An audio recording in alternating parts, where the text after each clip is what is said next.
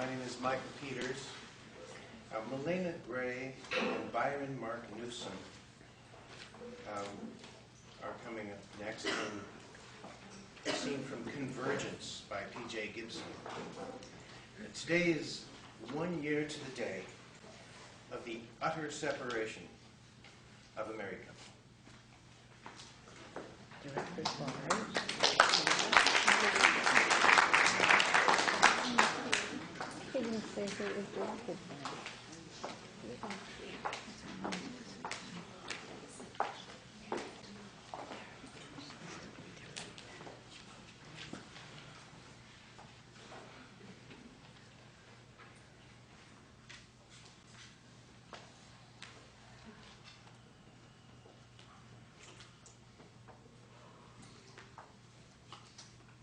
You've changed. Some. Okay, will you stop staring at me? My goodness. No, it has been a year, okay? Yeah, I know. It's been a year. I was also part of that year, remember?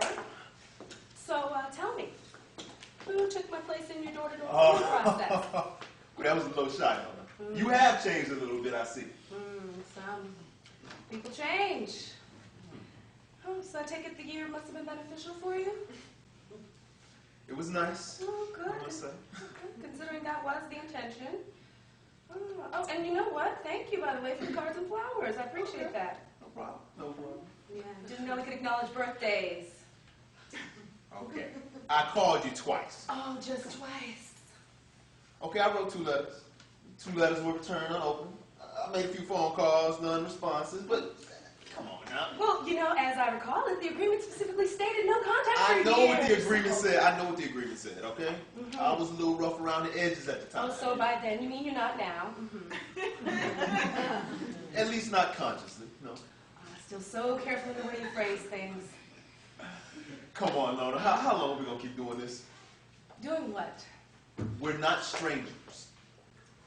We're not strangers? What, are you sure about that? You didn't consider that happening when you concocted the idea. You do remember it, don't you? I remember. You remember your fantastic idea? That was, what was it? Let's see, we would find ourselves together but separate. It's you at point A and me at point B. Look. And then a year later to the date, we'd get together, same time, same place, and then hook it all up again, providing that is that neither one of us changed too dramatically during our great separation, and providing that is that neither one of us falls in or out of love with ourselves or someone else. I was in love with you, Derek. I was in love with you. But then, who's that phrase for? No, you left me. You left me. I don't care what you want to call it. A contract, an agreement. You left me. I did not leave you. No? No. Oh, no. Well then, excuse me for not fully comprehending what actually happened. I don't understand. You didn't leave me? No. Why are you being so dramatic? Dramatic! I'm being dramatic. You leave our marriage for a year's sabbatical, and I'm the one being dramatic? You're too much! I needed some air. I needed to be able to breathe, okay? Oh, so I was stifling you. In a sense, yes. How? You were coming at me in all kind of directions. You don't look like that. You know, you were crowding me. Oh, so you mean, so now you're accusing me of playing judge and jury? No, I'm not accusing you of that. See, you gotta understand. You were crowding me. You were crowding, evaluating me. I tell you what, I looked up one day and it seemed like I couldn't do one thing to please you. One thing. And yes, judge and jury, I did.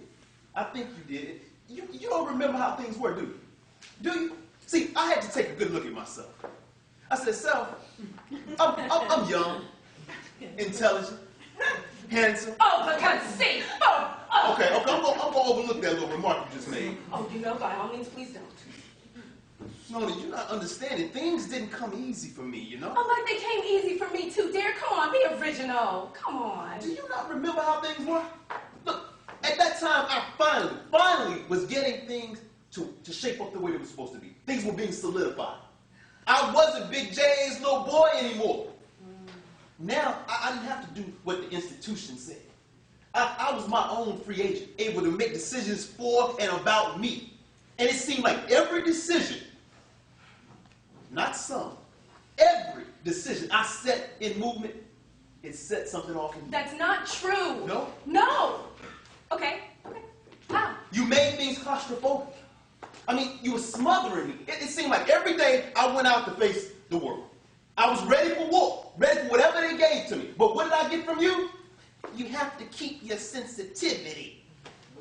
Well, you couldn't lose it then, and you still can't. No, I can't. No, you can't, Derek. You're talking theoretics here, you know. I'm living in the real world. I'm not reading some kind of book or anything like that. I'm living this every day in the trenches, making things happen. See, I'm out here being affected by the people. You know, our people. Hey, man, what you doing? We see you trying to make things up for the people up the block, uptown, you know what I'm saying? We see you got your alarm systems. We see you living down here, but you always talking about your games, man. What?